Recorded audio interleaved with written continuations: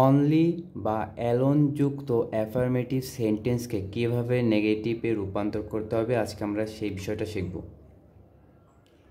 তো এখানে এই সেন্টেন্সে অনলি আছে, তার মানে এটা হচ্ছে অ্যাফার্মেটিভ এক সেন্টেন্স। এখন আমাদের একটু খেয়াল করতে হবে এই বাক্যে অনলি বা অ্যালোন যদি থাকে, দেখতে হবে সেই অনলি বা অ্যালোনের পূর্বে বা পরে কোনো ব্যক্তি আছে কি না। যদি কোনো ব্যক্তি থাকে বা আল্লাহর নাম এখানে উল্লেখ করা থাকে, তাহলে আমরা সেই অনলি বা অ্যালোনের জন্যে নানবাট লিখব। তাহলে শুরুতে আমরা এখানে লিখতে পারি, যেহেতু প্রথম সেন্টেন্সে লেখা আছে only Raju can solve it, তাহলে এই আমাকে খেয়াল করতে হবে যে অনলির পরে কি আছে। অনলির পরে এখানে একটা ব্যক্তি আছে, বা অনলি আগেও থাকতে পারত। যাই হোক, আমরা এখন যে কাজটা করব, এই অনলির জন্য শুধু নানবারটা লিখব।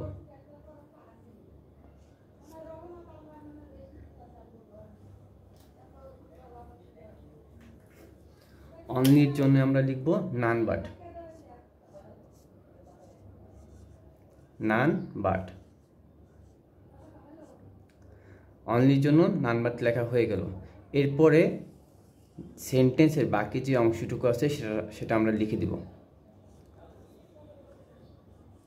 Raju can solve it, can solve it, ব্যাস হয়ে গেল। পরবর্তী সেন্টেন্সে আমরা দেখতেছি যে অ্যালোন রয়েছে, তার মানে এটাও অ্যাফার্মেটিভ সেন্টেন্স। আচ্ছা, এখন আমাদের এখানে যে কাজটা করতে দেখতে হবে এই অ্যালোনের পরে কি আছে আর আগে কি আছে। তো অ্যালোনের আগে একটা ব্যক্তি আছে আর পরে তো দেখাচ্ছে ভার্ব, তাই না? তাহলে আমাদের চিন্তা করতে হবে যে কোনো ব্যক্তি আছে কিনা। তার মানে আমরা একজন ব্যক্তি পেয়ে গেলাম। তাহলে এখন আমরা এই ব্যক্তির জন্য যে কাজটা করব সেটা হচ্ছে, বলছিলাম আগে যে অনলি বা অ্যালোন যদি থাকে কোনো সেন্টেন্সে, তার জন্য আমরা নানবাট লিখব। কিন্তু এখানে একটা শর্ত আছে, অবশ্যই ব্যক্তি থাকতে হবে বা হচ্ছে আল্লাহর নাম উল্লেখ করা থাকতে হবে সেই অনলি বা অ্যালোনের আগে বা পরে। তাহলে সেখানে আমরা আবার লিখব নানবাট। আচ্ছা, এরপরে তো আমরা এই অনলির জন্য তো এই অ্যালোনের জন্য তো আমরা নানবাট লিখে ফেললাম। এরপরে যে সেন্টেন্সের যে বাকি অংশটুকু আছে সেটা আমরা লিখে ফেলবো। Ritu knows the truth, knows the truth,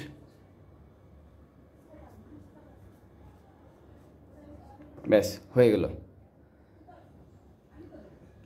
তাহলে আবারও মনে করিয়ে দিই, আমরা কিভাবে চিনব যে এই সেন্টেন্সগুলো অ্যাফার্মেটিভ সেন্টেন্স। দেখতে হবে সেন্টেন্সের মধ্যে অনলি আছে কিনা বা অ্যালোন আছে কিনা।